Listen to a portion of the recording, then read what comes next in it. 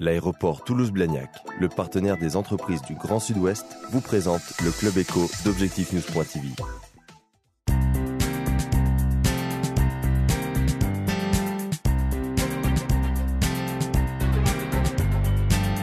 Bonsoir, bienvenue dans le Club Éco d'Objectif News.tv avec ce soir Gérard Poujade. Bonsoir. Bonsoir. Vous êtes président de l'ARP, l'Agence régionale de développement durable. Quelles sont les priorités de cette agence? Quel est son rôle? Son rôle, c'est celui d'être le think tank de la région. Ce que nous avions dit pour nos 20 ans, c'est-à-dire c'est le lieu de réflexion, de remontée d'informations, de propositions d'idées. Et pour ce faire, l'ARP travaille dans trois directions. D'une part, première direction, c'est l'observation, pour bien comprendre ce qui se passe sur un territoire. Deuxième mission, c'est l'information à destination du grand public, d'une part, des collectivités, d'autre part, et puis de la région, pour que la région ait les outils pour pouvoir décider et voir comment intervenir dans ces politiques. Et enfin, le troisième versant, c'est l'animation du terrain, pour faire en sorte que les politiques régionales ou que ce que nous préconisons ou nous pensons comme étant profitable au développement durable soient promus sur le territoire. Voilà les trois directions. Pour vous, qu'est-ce qui serait important que la région fasse pour être vraiment motrice en la matière? Il y a plusieurs directions. Il y a les questions autour de la biodiversité, les questions autour de l'eau. Il me semble qu'une des dimensions majeures, c'est celle qui tourne autour de l'énergie. L'énergie a plusieurs dimensions. D'une part, il y a une vocation économique forte. Mon intime conviction, c'est que les territoires qui ne seront pas pourvus en énergie pour proposer un développement économique dans 20, dans 30 ans, seront en panne.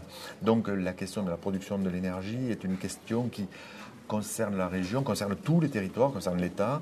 Et donc ça, c'est une dimension très forte. Et l'énergie a une autre dimension qui est une dimension sociale. Aujourd'hui, nous sommes en train de mener une étude sur la précarité énergétique et on se rend bien compte... Qu'est-ce que la précarité énergétique? La définition de la précarité énergétique, c'est les foyers pour lesquels la facture énergétique liée au foyer, les déplacements ne sont pas comptés là-dedans, la facture énergétique dépasse 10% des revenus du foyer.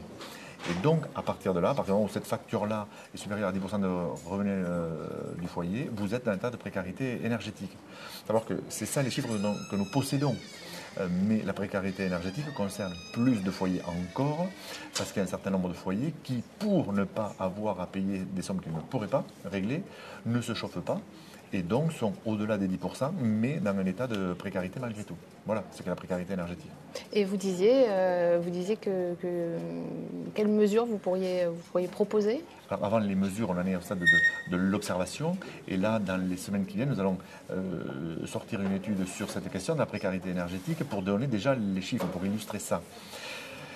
Aujourd'hui, en Midi-Pyrénées, 12% des foyers sont dans l'état de précarité énergétique que l'on vient de caractériser à l'instant. C'est des études qui datent de ce jour. Donc c'est lié finalement à leurs revenus, mais aussi à l'état, au mauvais état finalement de leurs installations énergétiques. C'est lié à l'état de leur installation énergétique, à l'état de leur maison, de leur appartement, et c'est lié au coût de l'énergie et de leurs revenus. Oui. C'est tout ça à la fois. Et aujourd'hui, ce qu'on voit, c'est que ça concerne 12% de la population, avec des chiffres statistiques qui sont ceux des relevés INSEE de 2007.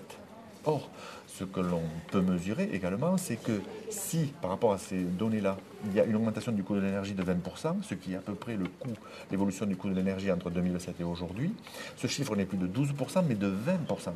C'est-à-dire qu'aujourd'hui, certes, depuis 2007, les revenus des habitants de ce territoire ont également évolué, mais pas à hauteur de 20% en 4 ans.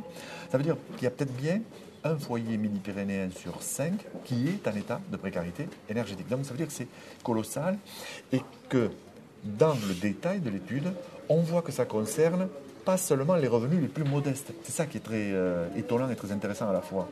Aujourd'hui, on a divisé la population en quartiles, c'est-à-dire on a divisé la population en 4, entre le quart qui est le moins riche et le quart qui est le plus riche. Premier, deuxième, troisième quartile.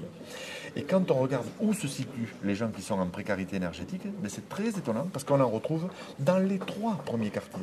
C'est-à-dire que ça ne concerne pas les 10% de foyers les plus pauvres, il y a des gens qui sont en précarité énergétique dans les 75% de foyers les plus modestes. Donc ça concerne vraiment beaucoup de monde. L'énergie est un problème majeur et va continuer à l'être. Ouais. Vous êtes pour la sortie du nucléaire ?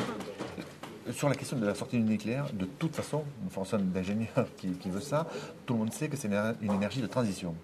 Et que donc, l'objet est de mesurer la durée de la transition. Mon intime conviction, c'est qu'on ne sait pas aujourd'hui quel sera le bouquet énergétique dans 30 ans. Parmi les propositions qui sont faites, il y a celle de François Hollande qui consiste à dire... Que vous soutenez pour les primaires. Oui, qui consiste à ramener de 72 à 50% d'ici 2025 la part du nucléaire. Je suis intimement convaincu que c'est ça la bonne solution, pour plusieurs raisons. D'une part, parce que ce sera... Alors justement, dans ce débat, c'est 2025, 2050 ? Mais c'est les deux. Parce que de toute façon, nos générations futures vivront les deux. La difficulté, c'est de donner le signal. Le signal, il a été donné. Et donc, il y aura une sortie nucléaire dans tous les cas de figure. Et l'objet est de voir tous les 5 ans ou tous les 10 ans quelle va être la nature du bouquet énergétique. En 2025, si la part de l'électricité nucléaire représente 50%, ça veut dire qu'il y aura un autre bouquet énergétique que celui qui est aujourd'hui. Et les dirigeants qui seront ceux de 2025 devront poursuivre avec toujours les mêmes préoccupations qui seront 1. La moindre consommation, 2. La moindre consommation. Toujours cette vieille phrase qui consiste à dire que l'énergie la moins chère, c'est celle qu'on ne consomme pas. Toujours une plus grosse efficacité énergétique et toujours une manière nouvelle de proposer des énergies de remplacement. Aujourd'hui, l'Allemagne est en train de passer de 22 à 0%, c'est-à-dire c'est le même effort qui est proposé par François Hollande, passer de 72, 75 à 50, passer de 22 à 0, c'est de diminuer ou de remplacer 22% de l'électricité nucléaire produite aujourd'hui par d'autres solutions qui consistent à moins consommer ou à produire des énergies différentes. C'est la même solution. Vous avez l'air de dire que ce débat, finalement, il est conclu. À gauche. À gauche. Ah oui, parce que la question est de la date à laquelle on veut commencer à sortir du nucléaire. Aujourd'hui, quand j'entends les... c'est pas le cas au sein du gouvernement. Absolument pas, exactement. Le ministre Besson, il est dans zéro sortie et toujours une même progression. Et il n'est pas du tout dans l'idée d'une énergie de transition. Je ne sais pas comment il fait pour se satisfaire de ça, parce qu'elle l'est de toute façon. Et donc, parce que le stock, y compris d'uranium, n'est pas infini. La vocation à imaginer qu'elle soit zéro carbone est une vue de l'esprit aussi, parce qu'il y a un coût pour l'extraction, et il va y avoir un coût carbone pour le stockage qui va être colossal aussi, et qui aujourd'hui encore n'est pas mesuré. Vous savez, les questions énergétiques, c'est des questions qui se sont posées à l'articulation des années 60, entre 60 et 70.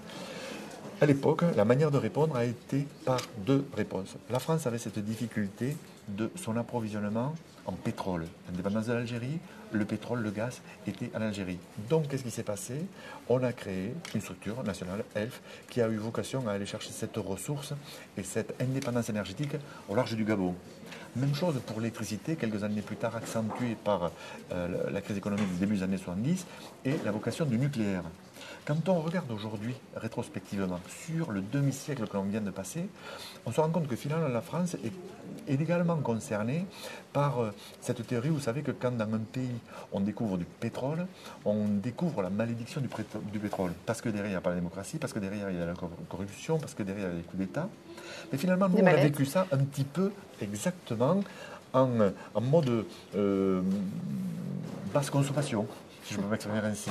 C'est-à-dire que les indépendances énergétiques autour du pétrole, ça a généré les mallettes, ça a généré la France-Afrique, ça a généré des discours qui vont jusqu'au discours de Dakar dont on ne se sort pas 50 ans après. Et le nucléaire a généré une autre occultation, c'est cette culture du secret, je ne sais pas s'il faut dire ça, mais cette vocation à vouloir capter pour eux-mêmes par des gens qui sont des sachants et qui disent qu'il n'y a pas de sortie possible. Je regardais on est loin de Midi-Pyrénées là, mais dans le débat. On est en plein dans le débat, parce que c'est partout. Vous savez, aujourd'hui, il y a 58 réacteurs nucléaires en France, c'est 1 par million d'habitants pratiquement. Nous sommes 2,7 millions d'habitants, il y en a 2 en Midi-Pyrénées avec le FES. On est en plein dans ça. C'est partout sur le territoire. Et ces débats qui ont été captés à un moment donné, on se rend compte aujourd'hui que toute une culture politique, administrative, en partie scientifique également, a vocation à continuer à nous dire mais on ne pourra pas sortir du nucléaire, avec un écueil qui est absolument faux, qui consiste à dire ce sera aux habitants, aux consommateurs de payer cette énergie plus chère. En fait, on confond volontairement 2 choses, le coût de l'énergie et le prix de l'énergie. Ce n'est pas la même chose. Le coût de l'énergie, c'est le coût auquel on produit le kilowattheure. Ça, c'est vrai. Celui-là, il va évoluer, mais il évolue partout. Et il évolue déjà, y compris avec le nucléaire. Mais il y a autre chose qui est le prix de l'énergie payée par les habitants. Et moi, ce dont je suis le militant, ce que je défends, et ce que défend Martine Aubry, qui évoque souvent ça, vous voyez, comme quoi les leaders socialistes y apprennent tous, c'est de la tarification progressive de l'eau, de la tarification progressive de l'énergie. En fait, la question de la précarité énergétique aussi... En fonction des modes de consommation. En fonction des modes de consommation et surtout en fonction des modes de revenus. Il y a une énergie dont on a besoin. Il y a de l'eau dont on a besoin. La collectivité doit imaginer quelles solutions on peut fournir à ceux qui sont les plus modestes pour avoir accès à ces besoins. Ensuite, quand la consommation d'eau, d'électricité, d'énergie ne dépend plus du besoin, mais commence à correspondre à une part de luxe, à une part de confort, eh bien moi je ne suis pas choqué qu'elle devienne plus chère. Le prix de l'énergie, c'est quelque chose qui n'est pas fixe pour chacun. Aujourd'hui, le paradoxe, c'est qu'avec les systèmes d'abonnement plus consommation, souvent, quand on est un petit consommateur, on paie le mètre cube d'eau, on paie le kilowattheure plus cher que quand on est un gros consommateur. Merci Gérard Poujade. Merci à vous.